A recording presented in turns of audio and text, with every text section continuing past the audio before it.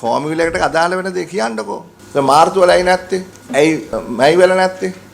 සාමාන්‍යයෙන් අපි world market එකේ ප්‍රයිස් එකටම අපි දිගටම වැඩි කරේ නැහැ. දැනුත් 47ක් විතර තියෙනකොට අපේ තියෙන ඊට වඩා ප්‍රයිස් එක වර්ල්ඩ් මාකට් එකේ ප්‍රයිස් එක දාන්නටම වැඩි කරන්න නැතුව ගියේ. එතකොට ඒ වෙලාවේ ප්ලෑන් කරේ ඉස්සරහට ප්‍රයිස් එක අඩු වෙනකොට බලලා ඒ තියෙන ලොසස් ඉස්සරහට ඇබ්සෝබ් කරගන්න. දැන් මට මතකයි ඔබතුමා ගිය පාර අපිට මාස කිහිපයකට කලින් ඇවිල්ලා රිෆයිනරි එකේ ප්‍රොෆිට් එකක් තියෙනවා. ඒ රිෆයිනරි එකේ ප්‍රොෆිට් එකෙන් මේ ලොස් එක කවර් කරන්න පුළුවන් අය කතාවක් කිව්වා.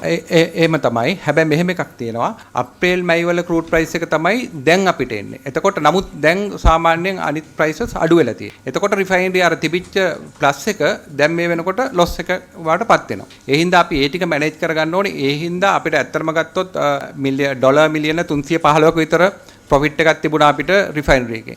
නමුත් ඒ ප්‍රොෆිට් එක අපි සම්පූර්ණයෙන්ම එකපාරට ජනතාවට දෙන්න විදියක් නැහැ. මොකද ඉස්සරහට අපි බලන්න ඕනේ අපිට එනකොට ඊගාවට ලොස් වෙනවා. රූට් ප්‍රයිස් එක අර M-2 මේකේ යනකොට. ඉතින් ඒ හින්දා අපි ඒ සියල්ල බැලන්ස් කරගෙන තමයි ප්‍රයිස් එක තීන්දුව කරලා අපි කියන්නේ අපිට දරා ගන්න පුළුවන්ගේ CPC එක ලොස් වෙන්නේ නැතුව ජනතාවටත් උපරිම බර්ඩන් එකක් ඇති නොවන විදියට ප්‍රයිස් එක ඇඩ්ජස්ට් කරන්න. එහෙම නැතුව අපි එකපාරට සම්පූර්ණ රිෆයිනරි මාජින් එක ජනතාවට දුන්නොත් වෙන්නේ ඊට පස්සේ අපිට CPC එක ආපහු ඉස්සර ප්‍රයිස් ෆ්ලක්චුේෂන් එකේදී ලොස් වෙන්න පුළුවන්. දැන් චෙයාමන් කිව්වනේ M-2 කියලා. ඔබතුමා චෙයාමන් නේ?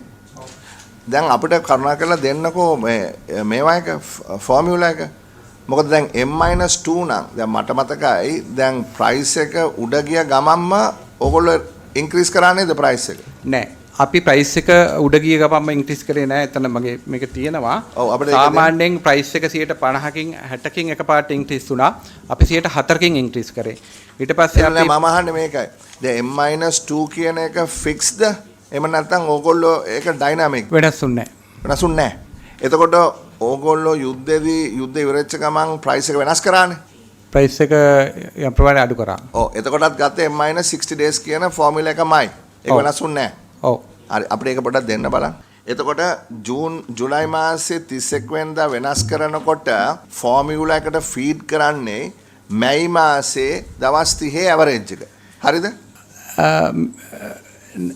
නෑ මේ කතා කරේ සබබතුමා ක්‍රූඩ් එක ගැන. ක්‍රූඩ් එක කියන්නේ රිෆයිනරි එකේ අපි මේක හැදෙන එක තමයි කතා කරේ. ඒක අපිට 30ක් විතර තමයි ක්‍රූඩ් ක්‍රූඩ් ප්‍රොසෙස් වල. සබබතුමා මම අහන්නේ සරල ප්‍රශ්නයක්. ඕගොල්ලෝ ප්‍රයිස් එකක් ඉදිරිපත් කරනවානේ ජනතාවට. ඒකෙන් 100ට කීයක් ඕගොල්ලෝ රිෆයින් කරලා ගෙනාවද 100ට කීයක් ක්‍රූඩ් එකේ ගෙනාවද කියලා ඕගොල්ලෝ ඒක යම්කිසි විදිහකට ඉන්ටර්නලි හොයනවා ඇති. නමුත් පාරිභෝගිකයාට ඒක අදාළ නැහැනේ. පාරිභෝගිකයාට තියෙන්නේ ඩීසල් පම්ප් එකට ගියාම ඩීසල් ප්‍රයිස් එකක් තියෙනවා. ඒක ෆෝමියුලා එකකින් හැදෙන්නේ. හරිනේ?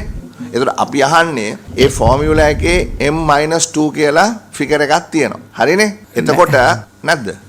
නැහැ. ප්‍රයිස් ෆෝමියුලා එක ගන්නේ ඊට ඉස්සෙල්ලා මාසේ ඇත්තටම පෙට්‍රල් ඩීසල් හැටියට ෆිනිෂ් ප්‍රොඩක්ට්ස් වල ගෙනාපු ඇවරේජ් එකට. ඔය ෆෝමියුලා එක දෙන්නකෝ. ඒතකොට අපිට බලන්න පුළුවන් මොකද්ද කියලා කොහොමද කියලා ඔක හදන්නේ. ඔය 2018 ෆෝමියුලා එක නැත්නම් වෙන එකක්ද? කැබිනට් එකේ අප්‍රූව් ෆෝමියුලා එක.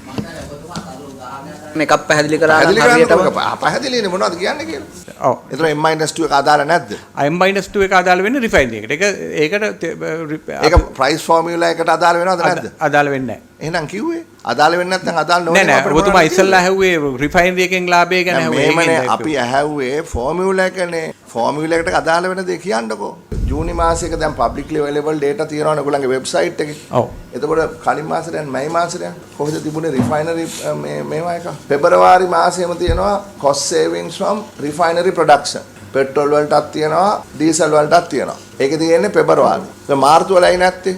ඇයි මැයි වල නැත්තේ? ඒතකොට රිෆයිනරි ප්‍රොඩක්ෂන් එක කියන්නේ ක්‍රූඩ් ගෙනල්ලා රිෆයින් කරලා ඕගොල්ලන්ට ඒක ලැබෙන ප්‍රොෆිට් එකනේ. ඒ ප්‍රොෆිට් එක මේකෙන් අඩු කරලා තියෙනවානේ. ඩීසල් වලින් අඩු කරලා තියෙනවා රුපියල් 13.98. ඔබතුමා කියන එක අපිට පැහැදිලි නෑ. මොකද දැන් කියනවා රිෆයිනරි එක අදාළ නෑ කියලා. හැබැයි ෆෝමියුලා එකේ රිෆයිනරි එක තියෙනවා. Then IMF agreement එක හර තියෙන අනුවත් එක්ක cost reflective selling price. But what you reflected just now was that you're basically having a hedge over what was bought earlier and sold now. As a result, you're fixing prices in a different way. So it's contradictory to the IMF agreement. ඒකෙදි IMF එක දිගටම අපිත් කතා කරනවා. ඒකත් එක්ක කතා කරලා තමයි කිව්වේ මේ කාලේ යම් පාඩුවක් ලබාගෙන මෙතන තව තියෙනවා මේ ප්‍රයිස් ෆෝමියුලා එකේ 104ක ප්‍රොෆිට් මාජින් එකක්. ඒක ඇතුලේ අපිට ඉස්සරහට ටෝටලි එන එක ඇවරේජ් කරගන්න කියලා.